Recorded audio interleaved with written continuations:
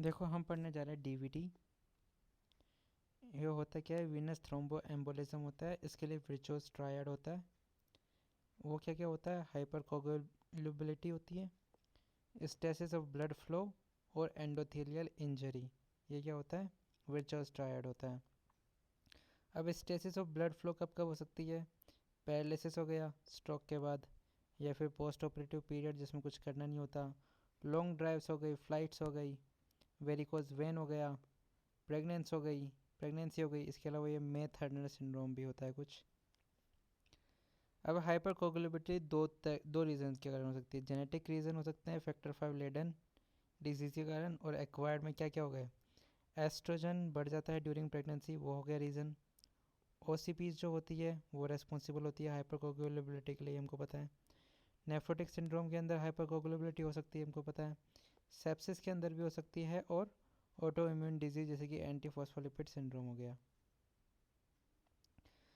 अब बात करते हैं कि डीवीटी के अंदर मोस्ट कॉमनली कौन सी वेन अफेक्ट होती है, तो वो होती है पोप्लिटियल वेन। एक इम्पोर्टेंट बात यह है।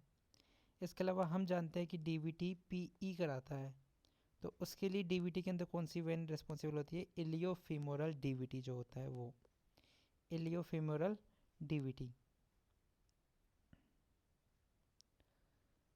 सिम्टम की बात करें तो यूनिलेटरल होता है और पेनफुल स्वेलिंग होती है, साथ के साथ रेडनेस भी होती है। होमन साइन की बात करते हैं, होमन साइन ये इंपॉर्टेंट है, बहुत पूछते हैं। तो इसमें क्या होता है, जैसे ही फुट को डोर्सीफ्लेक्स कर रहा है ये, तो काफ के अंदर क्या है, पेन देखने को मिलता है, इसी को होमन साइन कहते हैं।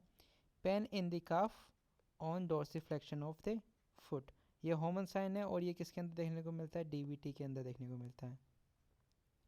अब डी डाइमर किन किन कंडीशंस के अंदर,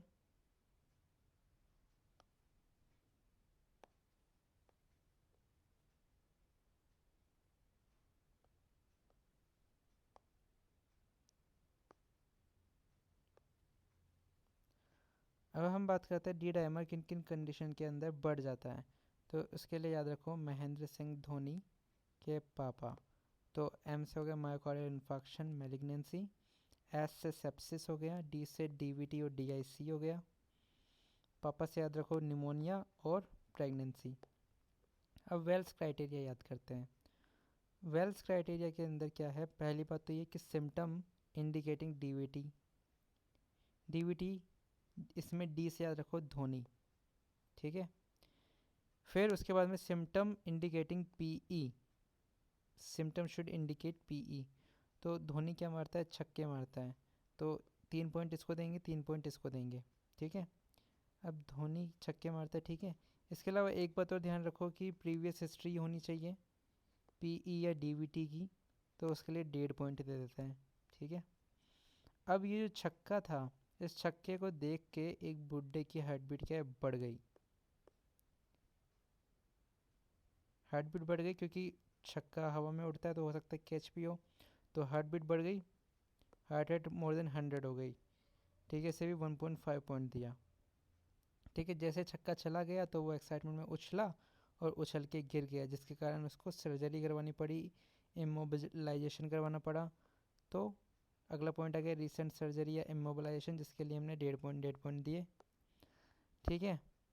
इसके अलावा धोनी का दोस्त युवराज सिंह, उसको क्या था, कैंसर था, तो इसके लिए याद रखो मैलिग्नेंसी। और कैंसर का पता कैसे चला, क्योंकि उसके मुंह से खून आता था, तो हिमोप्टोसिस। तो हिमोप्टोसिस और मैलिग्नेंसी को 1-1 पॉइंट दे दिया हमने, तो उससे ये हमारा पूरा कंप्लीट हो गया डीवीटी।